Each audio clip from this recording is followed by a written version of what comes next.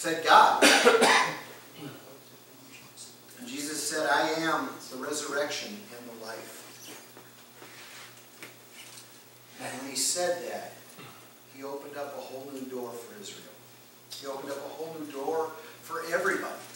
Because he was the I am, not just for Israel, but for everybody. Jesus first said that I am the resurrection and the life at a rather solemn moment. We're in John chapter 11. We're starting at verse 25.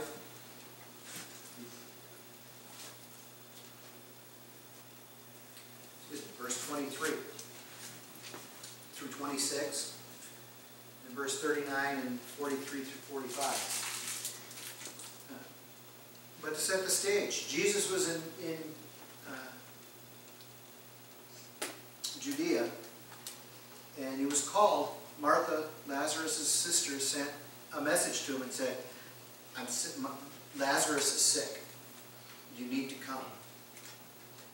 You need to come and restore him. She knew. Their faith was strong enough that they knew that Jesus would heal them. And Jesus said, okay. But he waited 4 days before he left to go to Lazarus' home. And of course, by that time, Lazarus had died. Mary and Martha were grieving. He'd been put in the tomb. Already in the tomb 4 days.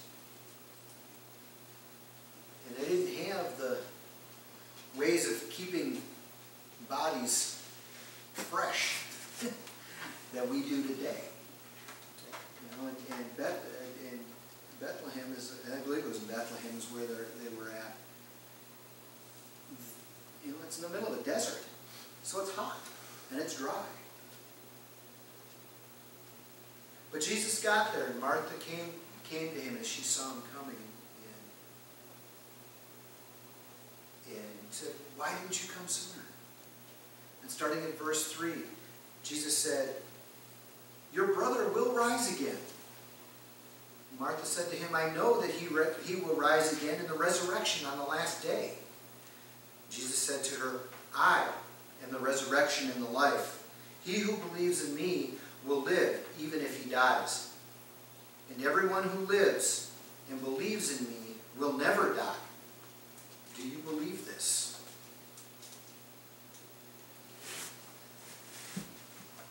Martha, of course, said, yes, I believe this. And they moved on. They went to the cemetery, to the gravesite. In verse 39, Jesus said, remove the stone. Martha, the sister of Lazarus, said to Jesus, he's been dead 4 days. Lord, by this time there will be a stench.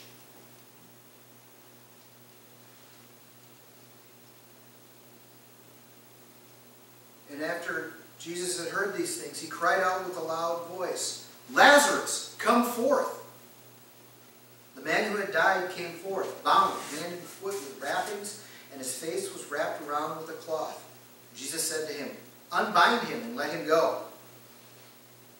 And therefore many of the Jews who came to Mary and saw what he had done believed in Jesus.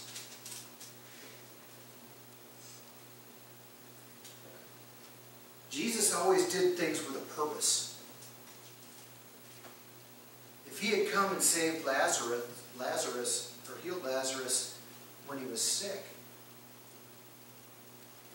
he hadn't done anything new. He'd already healed several people at that point. And he knew that Mary and Martha had the faith required for him to bring him back to life.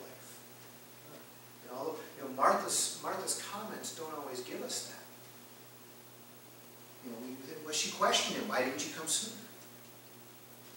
Jesus has his reasons. It's always for the kingdom. Jesus always does stuff for the kingdom. Verse 25 and 26. I am the resurrection and the life.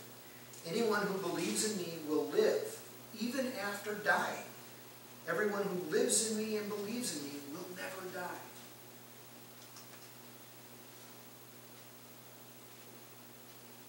Tomorrow we celebrate a day in our nation that deserves a celebration beyond what we give it. We celebrate the men and women of this country who fought to keep our freedoms. We fight for a country that was born on Christian values. And many people don't believe that.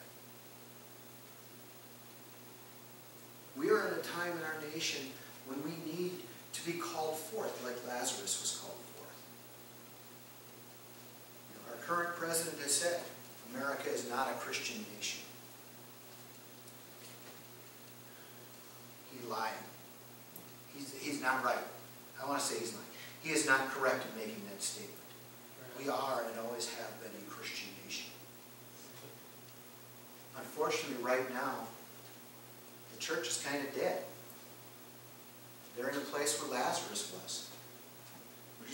We're wrapped up in ourselves. And we need to break forth from that. We need to turn our attention back to God.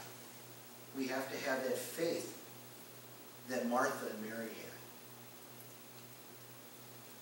And what does that faith start with? That faith starts with each of us going to God in prayer and asking Him for the strength to stand up against our oppressors, against our enemy. You know, I could sit here and name probably 100 different groups that are against the Christian church. But they're not the ones we're fighting. Remember, Paul said we don't fight in this world. We're fighting in the spiritual world. Our enemy in this battle is Satan. And that's who we have, that's where it starts. We have to battle against Satan if we want to win these souls and return our nation to the glorious, God-fearing nation that it once was. A nation that our veterans today would be proud to serve.